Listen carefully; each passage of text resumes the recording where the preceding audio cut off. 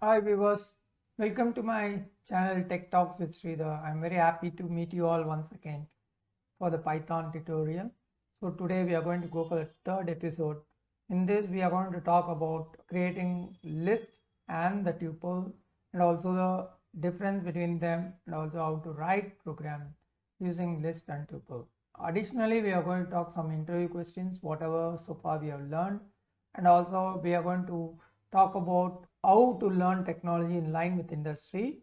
Also, what are other things you have to understand in working in an organization as a software developer. Let's jumpstart. This tutorial is basically for the freshers who wants to start a career in IT industry. Python is a hot language which is in top demand in the market. So also you should know how to win the interview wherever you attend. So your confidence is very important in order to get a job. Okay, before I proceed further, I would like to request you to subscribe to my channel if you have not done so. Also, if you like this video, please click the like button and don't forget to click on the bell notification in order to get the updates in your inbox as soon as I post a new technology related video. Okay, let's jump start. What is a list? List is a type of collection, can be manipulated, the value can be interchanged and it can be ordered, whereas tuple is also a collection but it is static in nature. It is, once you create, it cannot be changed, the values cannot be changed, it cannot be ordered, and it can be accessed using the elements, the 0 to the length of the tuple. But in list you can just have reference by search by a name, search by the value, all those things is possible. So in the coming session we'll see advanced handling of how to manipulate list, dictionary and other stuff. So today this is going to be a basic creation and how to store data. Once we complete dictionary and sets, we will just for loops, while loops, etc., and how to write conditions. Let me start a new program and I'm going to give the program name as collection example .py.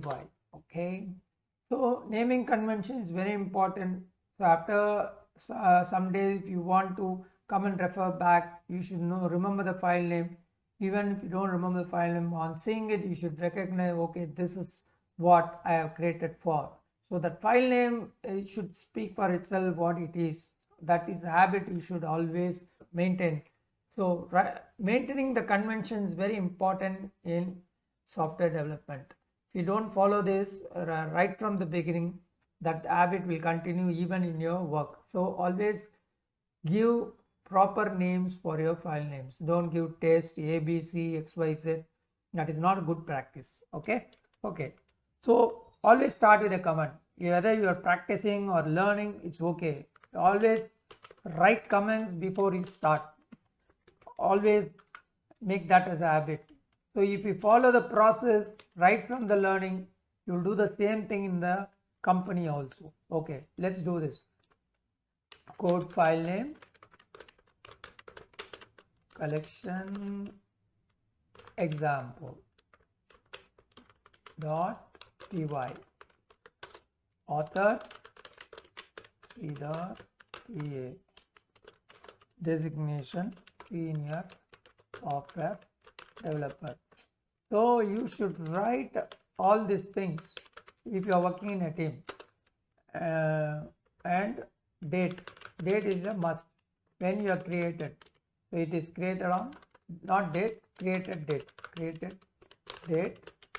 I'll say December 12 14 2020. Then time, if possible update the time also. This is 1945. And brief scope, I'll write scope. What is this related for? So I am writing this code in order to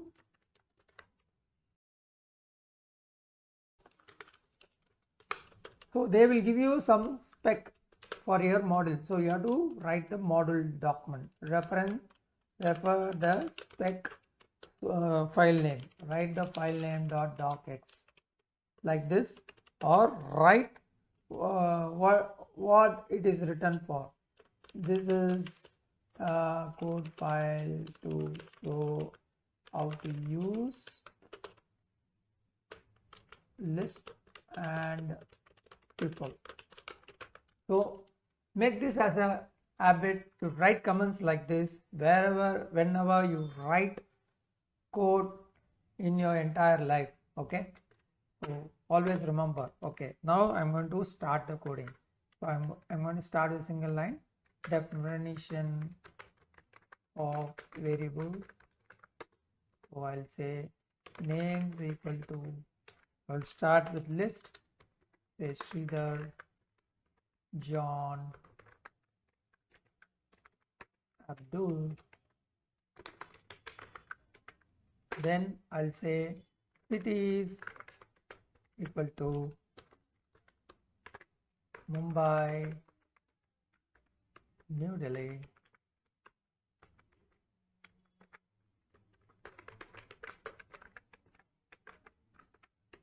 Chennai, and Kolkata.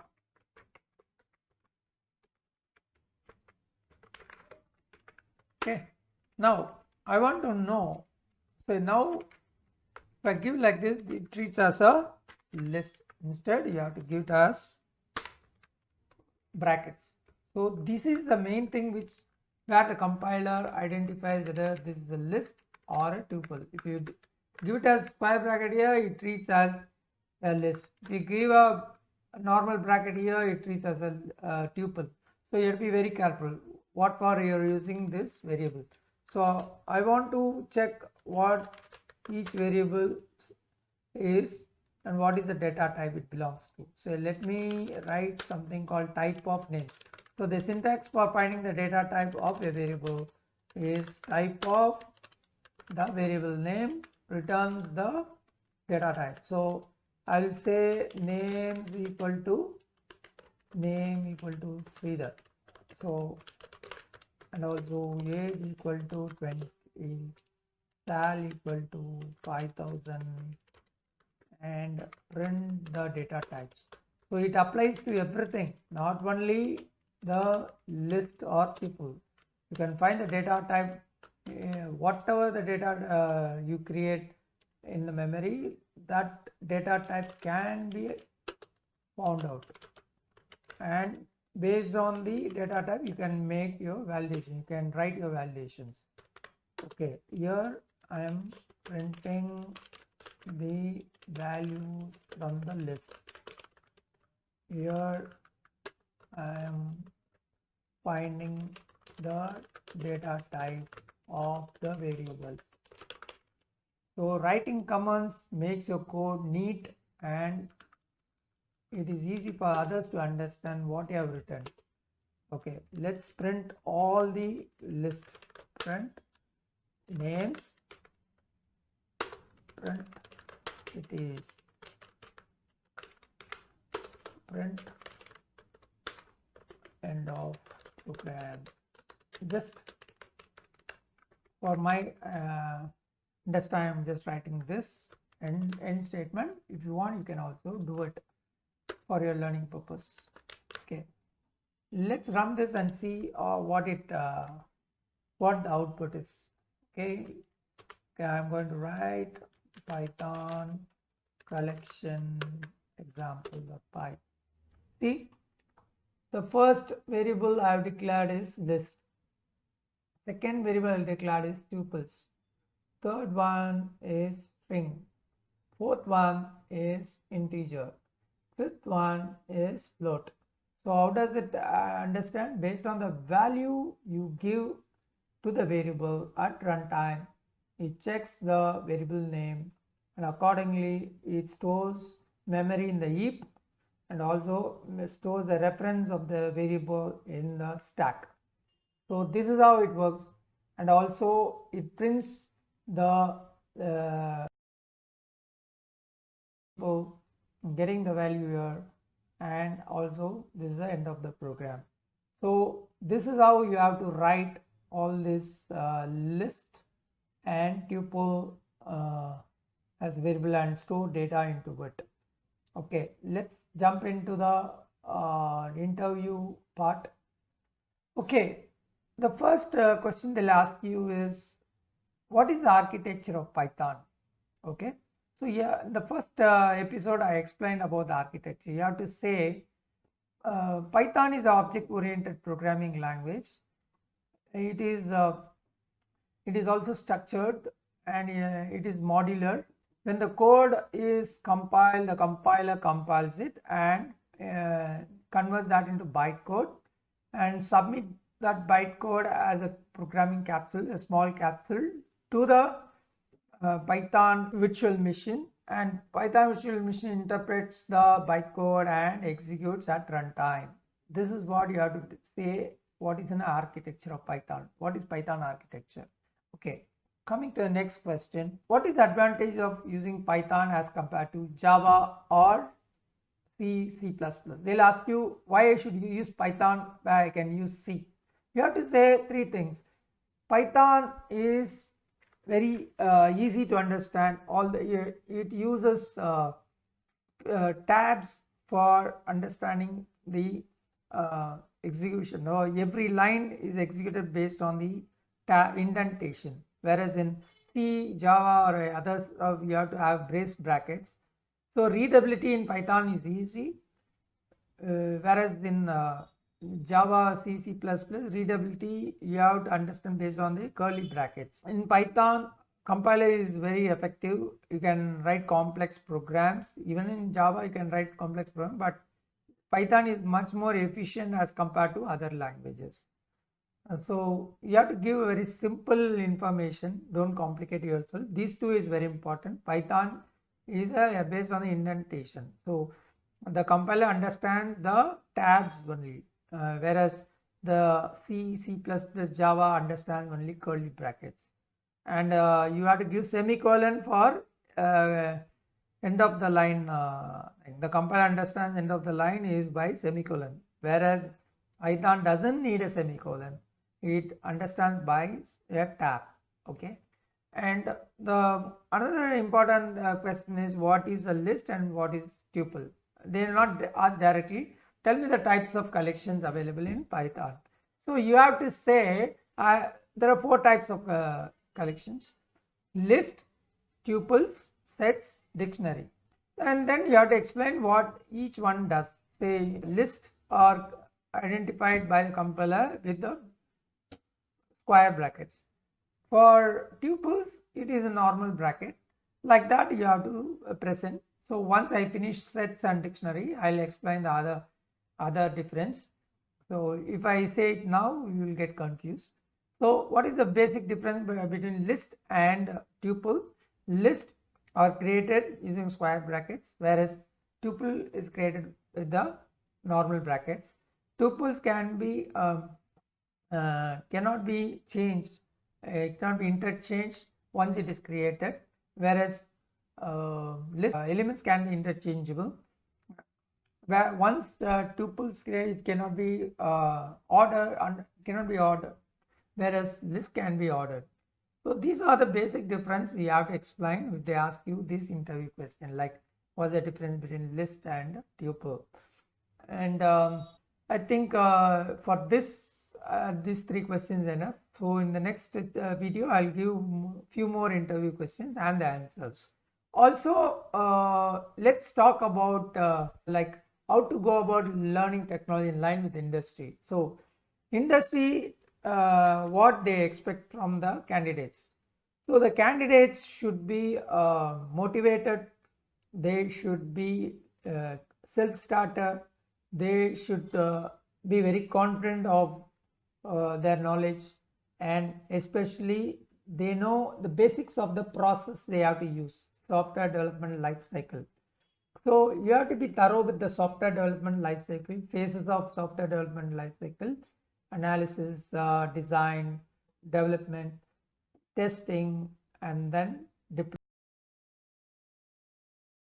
as a programmer, your scope is to do the unit testing properly. What is the unit testing? Today I created one program, so I have to test it thoroughly and write the results as a test case. So you have to do some unit test program. So once we complete all this, I'll also tell you how to write unit test case and how to test them programmatically and write the results to the output file. So these are the things you require as a programmer, and also you should learn to communicate with your superiors. Say, if you have a protocol to communicate with your superior, you have to do that. Every day status report I have to send at this time. I have to send a status report at this time. You have to mention what are the points, like today I did this, this is the actual time, this is the expected time, I have taken this. If you are taking extra time, what is the reason? You have to mention the remarks, like I had a challenge in getting the information from dependent stakeholder. I got it late, so you have to mention all the reasons, and also you have to write suggestions also. As I did this as per the specs, I found that instead of using this, can you use like this, which is more efficient than using that way. So you have to be proactive. You should. It's not that you should do what they say. Sometimes you have to suggest. I can create a list instead of creating multiple variables here. Something like that. You have to be proactive. So all these things are expected in the interview. How smart you are in the interview. So you have to project yourself that you know all this process in the interview, so that they pick you out of the bunch. So not everyone answers their interview like this. So you should be process oriented.